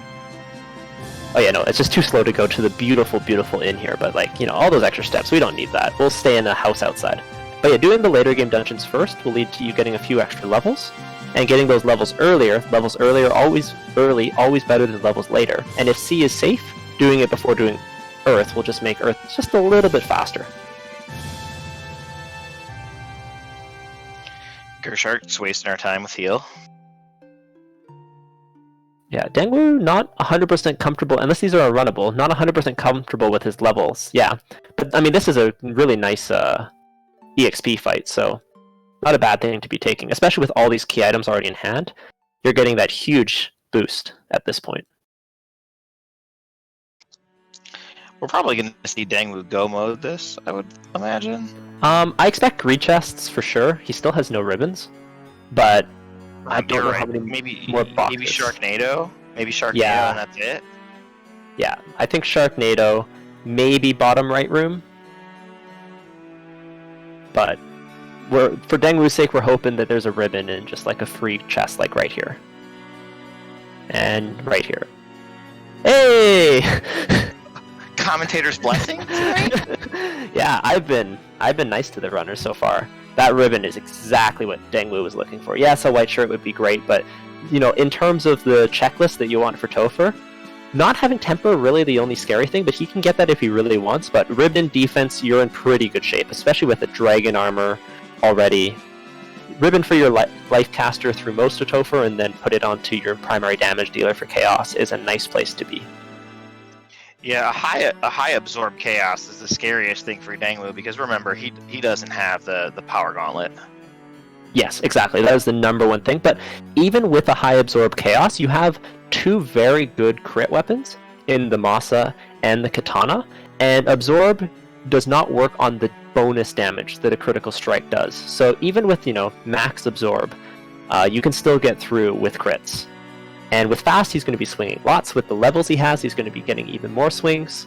So most fiends should be takeable, although maybe not as fast as is possible. And speaking of crit, man, I've just given all the goods today.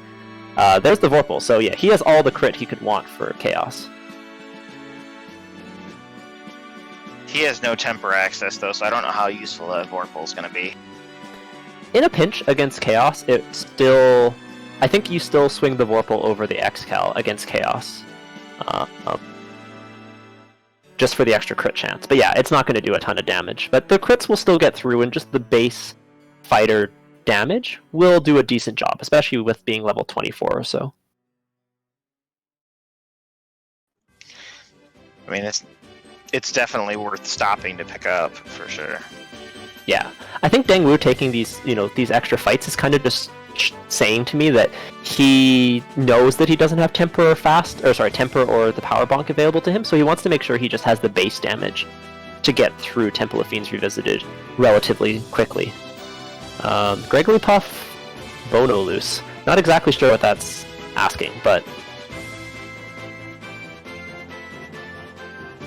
oh, bonk loose. Yeah, so the bonk is not loose. The bonk is actually through an incentive chain in Ice Cave, which Dengwoo completely skipped because he is in go mode.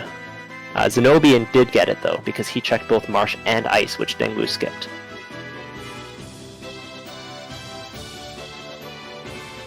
And we know Zen0bian is technically in go mode. He doesn't know that. Yeah, he's currently hunting for his loose Opal Cheerio, which is not what he wants. He needs to go turn that Adamant in ASAP.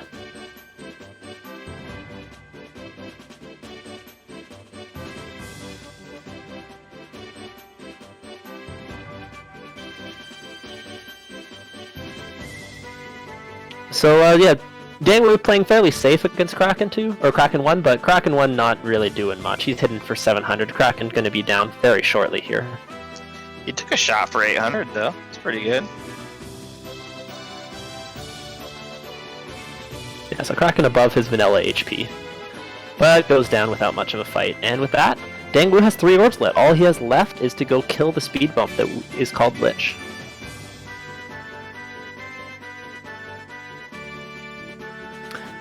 Danny and Reese both coming up in chat are 2 fantastic trackers for tonight.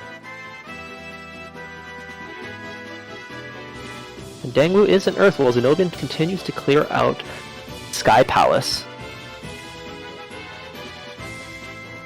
I was thinking, should I check out the levels of the runners too? It looks like Dengwoo is about 24 across the board and Zen0bian's about 22, so I think that checking these boxes is going to be the difference in this race. Yeah, at this point, unless it's like White Shirt is really the big winner, or there's a super high absorb chaos and they're just not getting lucky with the crits. That's what Zen0bian needs for Dengwoo, because at this point Dengwoo kind of just straight up has the dungeon advantage as it shows. So Dengwoo roughly a dungeon and a half to 2 dungeons ahead of Zen0bian. I guess maybe if there's another ribbon in the spider room, that Dengwoo will have 3. That could be a way to catch back up if something in Temple of Fiends has nasty instant death that we didn't see. Yeah, but more ribbons increase safety, but the first one is the one that is like, because if your White Wizard just gets cracked, by some random trash mob, that's when that first ribbon is so essential. But more ribbons will increase safety, White Shirt will increase safety. Yeah, so I agree. Another ribbon would be a nice pickup here. Even just the Opal Cheerio added a little bit more absorb.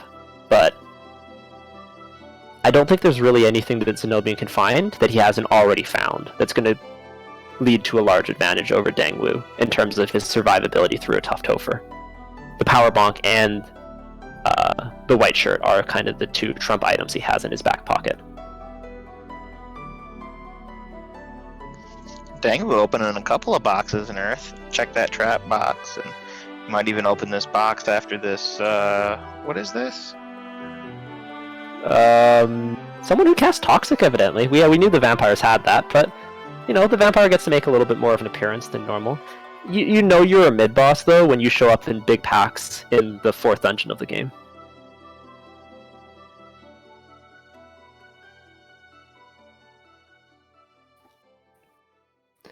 Dengwoo making quick work of Earth, while Zen0bian continues to go through Sky.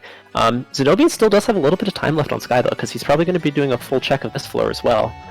And, every second counts here. These are both really good runners, running very tough bracket seeds, and making it look relatively easy.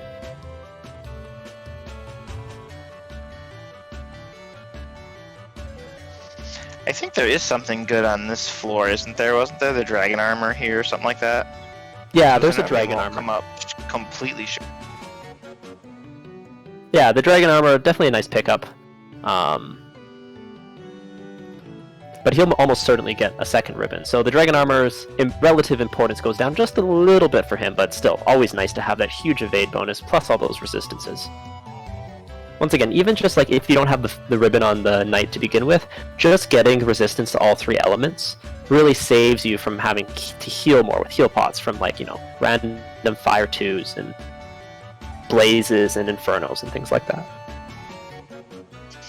Yeah, your cremates and your scorches and those types of things too. Yeah, I agree. Lich not going to be putting up much of a fight. Blink and you'll miss him. Nothing but skin and bones. And there he goes. Or in this case, just bones. Level 25. It looks like that's where Dengwoo's at. Probably gonna see him go buy some heal pots and right to Temple of Fiends Revisited. Yeah, I agree. I think at this point he knows that the power bonk is either loose or an ice, and he's pretty much made the decision that he's going to make a informational dive / hopefully Temple of Fiends isn't too brutal and I can win. With the sword situation though, and just like how strong, how much health he has, I think he's got some pretty good odds here. Not 100% for sure, but you know, he's in a I like his spot here. I definitely think that he's got the goods at least to get a lot of information about what awaits him, or at least to just finish the game. And the only way Zen0bian catches back up here is if Temple of Fiends is nasty. Yeah, for sure. And as commentators, I kind of wanted to see it be nasty. Yeah, I think we always want to see a nice close race, and to be honest, this is a fairly close race still. It is, I would say, no more than 1 Topher wipe apart. It may seem like, Zen0bian still has a few orbs to light, but if he does start go moding them, he can get through real quick, as we just saw Dengwoo do to both sea and earth. Oh, those Ghasties, such good experience, but that's not what Dengwoo is here for. Will Dengwoo open the boxes? Dengwoo will open the boxes. Yeah, so he's still... Will we see carry 2 boxes? I don't think so. I've never seen a runner in a tournament setting open the carry 2 boxes. Oh, I'm sure Falconic must have opened carry 2 boxes at some point. But, yeah, so carry 2 boxes are the 2 chests that are below carry. I think there's actually more down there. But there's 2 that are relatively quick. And you'll sometimes see runners checking for it. If they want, the less RNGs on the Zen0bian side. So far, not much, though. These R-Hydras, pretty good experience, and the black shirt will make quick work to them as they are weak to ice.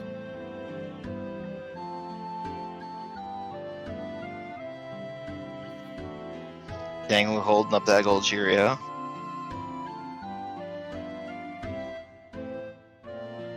Okay, these worms are runnable, but he's taking the fight anyways, so he wants the EXP from this, and he also just wants to keep putting a ring on it. I think the White Wizard might be trying to propose to the worms. And we have a Warmech on Zen0bian's side. Yeah! Warmech punches hard. He's running.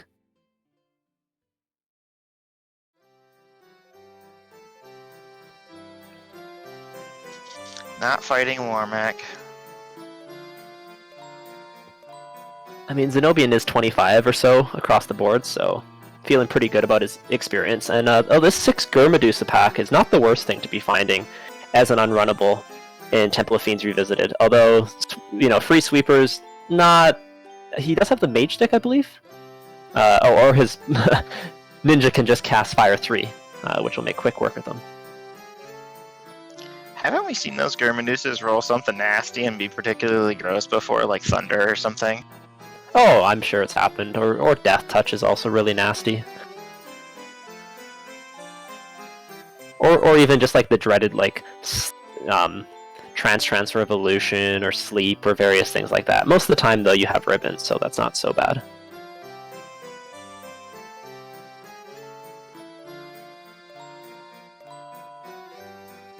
Oh, Dengwoo does not have his heal pots in the nicest of spots, unfortunately.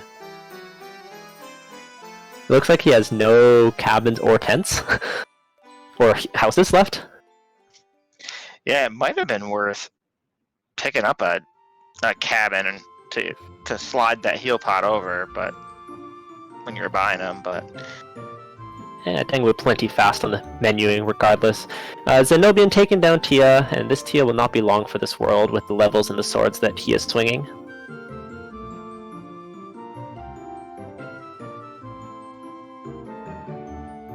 Looks like that ninja's not even wielding a katana, because I think I just saw, like, no sword, but I may have missed it. that ninja definitely has the katana on. Okay, just only doing 17 damage.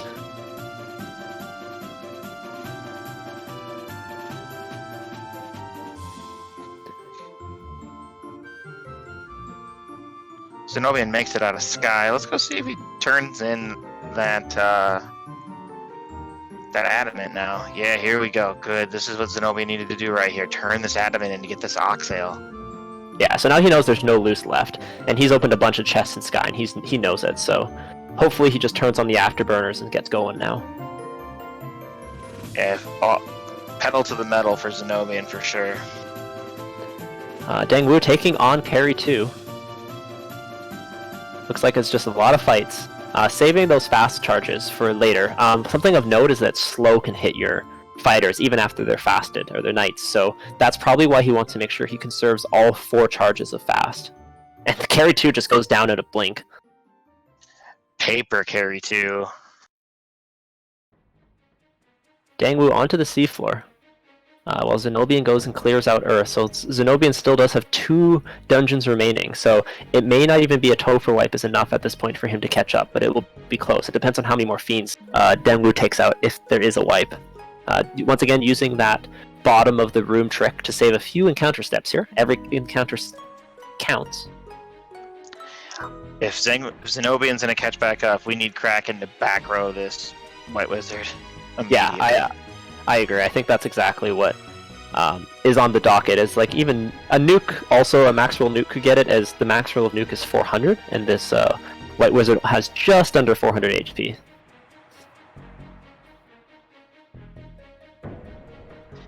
These girl sharks have damage poison too. That's not trivial. If they fire off enough damage poisons and make Dengwoo use all his heal pots, that could be a problem too.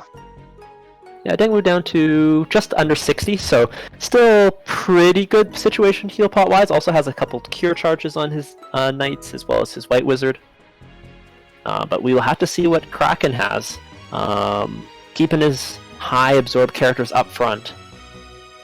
Defense, fast, fade. So yeah, a little bit defensive, making sure that one character will survive. Interestingly though, it looks like he fasted his defense sword, and Kraken goes down in 1 hit. That is not Kraken Honda. Whew, we gave Kraken a taste of his own medicine. 814 and done. Yeah, so Vanilla Kraken 2 has 900 HP, so less than the Vanilla, unless another swing had gone out beforehand. I think 1 fade did, but it still looked like Kraken 1 had more HP than Kraken 2. Yeah.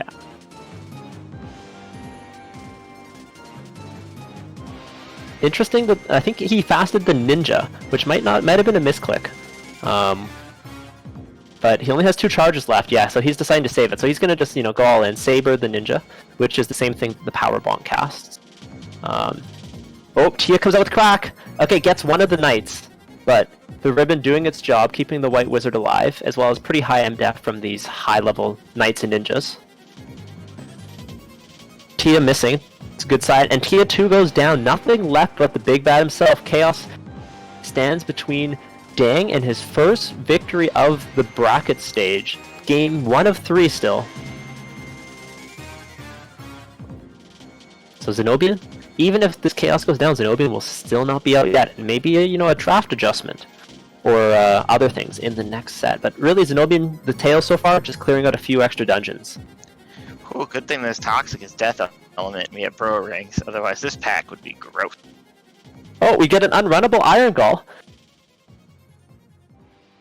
This is another boatload of Iron Goal. Dengwoo takes it down. Super high absorb normally, but crits don't care. At least partially.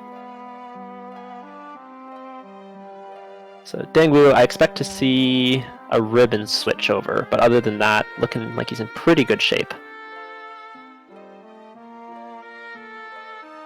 Nope. Dengwoo's just going. Oh, okay, there we go. Switching. I think we're gonna see a ninja, maybe.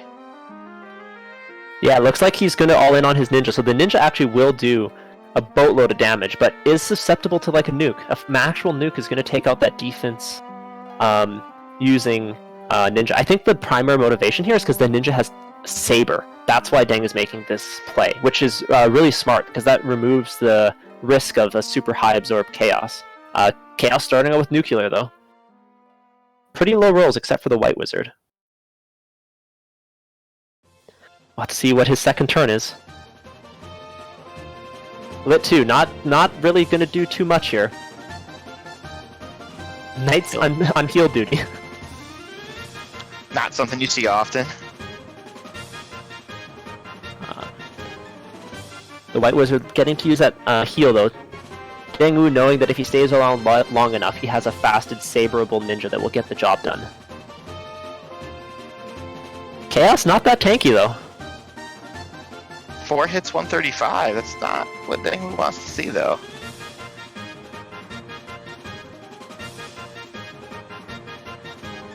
Yeah, so it's going to saber up a little bit more.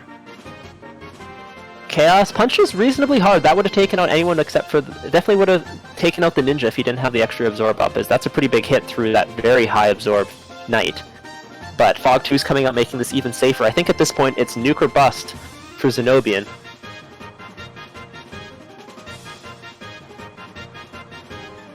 Another cast of Invis coming out. Dengwoo's putting his defenses real well. 5 hits, 269, a little bit better. Greg takes another punch. That's good.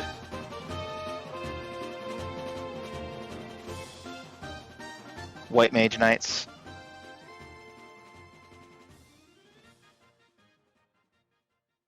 Yeah, this Chaos can have a bunch of HP, so that could make this fight slower, but it's all about staying alive for Dengwoo at this point. Yeah, Absorb is fairly high too. Greg swung that Mazza and did 1 damage. So That was that the Massa or the X-Cal? it was I think that Greg has the Mazza. Oh wow. So yeah, definitely good that he has the saber. Terminated. Nice. And with that, Dengwoo finishes in first place with an official SRL time of 1 hour, 40 minutes, and 1 second. Congratulations to Dengwoo, our winner here. And it looks like Zen0bian has forfeited. We will see if they will join us in the booth here shortly. That was quite a good start to the brackets here. We definitely didn't really see the casino theme, as both the loose items that were required were kind of in easy reach. But a great run by Dengwoo, putting that down with, no black magic really available, showing how to navigate a little bit of a trickier early game. But Fade in a fairly early Elfland, as well as some caster items, giving them the ability to get out, relatively scot-free without the black magic. Yeah, and the decision to go with that ninja, I think, came up big for Dengwoo. Because had he done that on that Massa, it could have been a tougher fight for sure. I agree. That was a really big veteran move by Dengwoo to make that change, knowing that he doesn't have Temper or Saber available to him. Looks like Dengwoo will be joining us in the booth. Dengwoo, GG, congratulations on your first brackets victory. Thank you. Well, I'm not gonna lie, as soon as 1:30 hit, I looked at the timer and I said Zen0bian's gotta be dot dunning right now. Yeah, it was a tight race for sure. Zen0bian made a couple more dives than you did, so he went into Ice Cave, for example, and also dived an early Cheeky Marsh, but the loose items were kind of right on the natural path for you, so you made up some time with the lack of dungeons that you had to clear. Yeah, that makes sense. So how was your first brackets? Have you been practicing on this flag set much? Was this race kind of go as you expected? I had not practiced, to be completely honest. I mean, I practiced a lot leading up to this, but leading up to the bracket stage, but I never really actually practiced. It's kind of like Zen0bian, like, what were the flags again? And I had a game plan. I was like, I'm doing White Mage. I mean, that's probably what I'll just draft anyways. And then he tossed in the thief already, and it kind of messed up my game already. I was like, well, I guess we're going fighter then. Yeah, so tell us a little bit more about the draft. So you said you were going white mage all the way. Were you happy with how the draft turned out? Like, it was, no black magic available in the early game, but it seemed like it didn't phase you too much at all. No, I mean, I went based off of what was going on with the brackets, how the Swiss rounds went. How do I say this? The only time I didn't draft the white mage, I lost. So I was like, well, guess I'm going white mage then. So that's what happened. So any opponents in the future, well, Zen0bian next time, but they know Dengwoo, when he gets to draft a white mage, 100% of the time it works every time. That's right, apparently.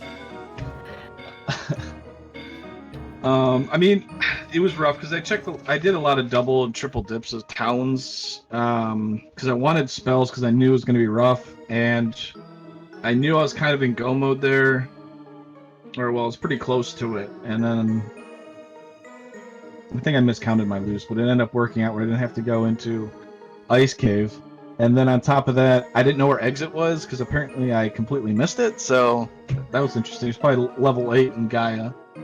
Yeah, we actually didn't see exit on the broadcast by either runner, so yeah, it has to be probably level 8 somewhere. And actually, you checked Lefane, so I think level 8 in Gaia is the only location it could have been. Okay. Yeah, it was definitely an interesting Temple of Fiends for sure. Chaos really terrified me, and all those unrunnables I ran into in Temple of Fiends Revisited, it was awful. Yeah, no, definitely. And we were like commenting in the booth that like that move to kind of put everything into your thief or your ninja was a real veteran move, knowing that he had Saber available to him and you did not have Temper or the Power Bonk available. So that and that move really paid off as Chaos was fairly high absorb. We were a little worried about a potential max roll nuke because that ninja had like 385 or 390 HP, but that move was really solid and really made sure that Chaos fight went the way you wanted it to. Yeah, I kind of played with fire there a lot. I wanted to cast more Saber and lock spells, but I was like, no, I'll just keep attacking. It scared me. Yeah, we saw your, you really do like your white mages. You even wanted your knights to impersonate white mages. Yeah, I mean, with the double heal 2s and stuff, I said that'll at least help to mitigate some of the damage, and I forgot to actually pick up heal 2 on the white mage too, which would have helped. But yeah, they did a great job of keeping everybody topped off. Yeah. Congratulations again. Dwight, do you have any questions for Dengwoo? So when you turned in that adamant to get the oxale and you went to Volcano, I kind of wanted to just get into your mind there because you opened some of the chests but skipped others. Just give us your thoughts on why you did that. Just checking greed checking. Well, okay, so I knew that the Grey Worm tile was zombie Ds, so obviously I took the grind there because it was free tiles. It didn't move up my encounter table. So I said, okay, I'll take some levels there, get closer to 24, 25, and I'm feeling a lot better not having, plus it's more spell casts, works out perfectly. And then I checked that worm tile again just because it was there in a couple chests and it worked out. I ended up getting like Dragon Arm, Greater than Less Than Room, and a bunch of other stuff. I was just like, I need to check chests that he's probably not going to check in go mode. Ah, I see. Okay, that makes a lot of sense. See, it was interesting from our perspective because, like, it was actually the exact opposite of the situation that was playing out in your head. Zen0bian had already opened up a bunch of chests and was continuing to open up chests, and he had actually a bigger gear situation, and you were the runner in go mode, opening a few less chests. So that's really good insight. I think the other reason Dwight is mentioning it is just like a little cheeky insight. Dwight, do you want to tell Dengwoo what was happening? Okay, I actually was just curious on what he opens, just for my information as like a more fledgling runner, but the box you skipped had a ribbon in it. Was that the Agama tile? Are you talking about? No, the two in the top right. Oh, I thought about it, and oh wow, I'm looking at Zen0bians with that sweet white shirt. That would have been awesome to have. That was in Marsh, so I don't think you were getting that anytime. No, definitely not getting that one. And that was another thing why I wanted level 2. I wanted more Invis 2 cast on my white wizard. I'm like, 3 Invis 2s will work just fine. And I can work with that. Plus, I had Fog 2, which I accidentally casted on Chaos. I'm like, that was not very smart. He hit for like 300. I'm like, yeah, reducing its damage by 10 is not going to work when it one-shots for 300. Yeah, no, I don't think Fog 2 was the strats there, but Invis 2 definitely could have done some work. Yeah, Zen0bian with the power bonk and the white shirt was going to have a safer Topher dive, but I think you opened, chests until you got to the point where you were comfortable. You had a plan with the saber. Yeah, it was a little touch and go, but I think ultimately those kind of risk reward, and you got rewarded for it. So, congratulations. It looks like Zen0bian is going to finish up this seed. He is on just finished Kraken, I believe, which you one-rounded. I'm so lucky.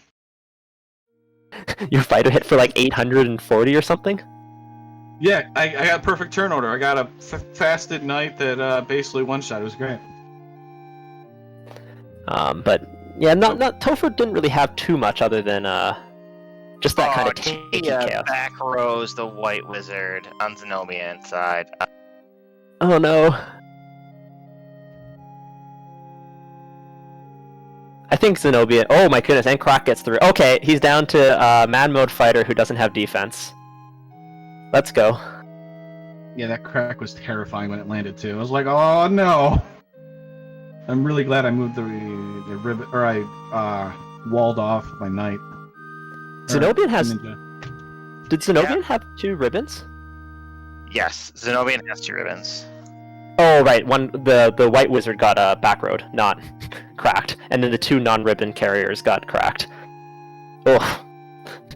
Just goes to show how Topher give us and take us away. I think Zen0bian can still do this though. The defense sword and the power bonk and the Masman. Yeah. What else? Yeah. What else did Chaos have for non-elementals other than the nuclear Dengwoo? Was there anything else that was scary? Okay, so yeah, he should be able to get through this. That's all I saw. It punched decently hard though. Yeah, so unfortunately without Cure 4, a long fight. Oh, he's out of heal pots too. That nuclear is a big problem now. 315. I think he might have heal too in spells. Yeah, but every round that you spend casting heal 2 is another round that gets closer to nuclear. They're low rolled though. That's good. Power bonks coming out. Ice 2 free round. That's nice. Start swinging time. Chaos misses. Xcal 386. No Mazza.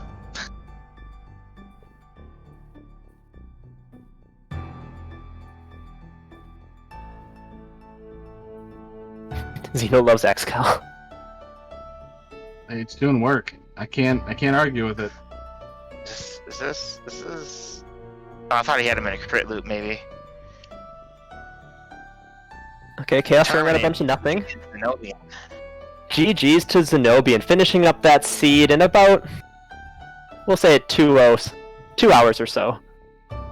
We don't have an official time, but maybe 10 minutes or so behind you, Dengwoo. And we'll see if Zen0bian wants to join us in the booth for an interview. He definitely didn't run into as many unrunnables. I could definitely say that. They were everywhere. Oh my gosh! And those toxic vampires. Let me tell you, that was the most nerve-wracking ending as I'm walking towards chaos. Well, and it's just like toxic. And I'm like, okay, 3 and 256 with all these vampires casting is gonna happen. I just know it's gonna happen. And okay, then I escaped from them, and I ran into an iron goal, and I'm like, of course I'd run into you, because now I gotta waste a fate charge. Yeah, I was gonna say, those, you should have been okay through those toxics, but yeah, with that many, a little bit touch and go there. We're still trying to figure out if Zen0bian's gonna join us in the booth. It looks like he will pass, so we've been chatting with you for a while, Dengwoo. Why don't we start wrapping things up here? Dwight, do you want to give us your final thoughts on the seed? GG's Dengwoo, that was a great run. It was really fun to watch. Just each runner go through it with that tough party. It was just a clinic of just you using your resources effectively, and going with that ninja in the last fight, which paid off big, and just great routing, just great execution. And Dengwoo, our winner in First round of the brackets, game 1 of potentially 3. Any final thoughts as you move on to the second game? Zen0bian is going to come back. We play tomorrow. I believe it's after the crab cakes match. Tomorrow night at like 11:15 or something like that. So I mean, Zen0bian's a great runner. The only way I thought I had at least a chance was an off party like this, because well, he's kind of a beast at this game. So, so that's kind of what I was hoping for, and that's what kind of happening. Also helped that I had a little luck in the pathing. So, 1-0, I expect him to fight back and probably go to game 3. So, thanks a lot for doing the commentary, Jat, and sorry, I'm messing up, Dwight, and Mathco. Thank you for restreaming Randomania. All you fabulous people, the wheels in the background, thank you, and everybody that's part of the Dang Nation, thank you for watching. Woo! Woo! And thank you again for everyone for tuning in tonight.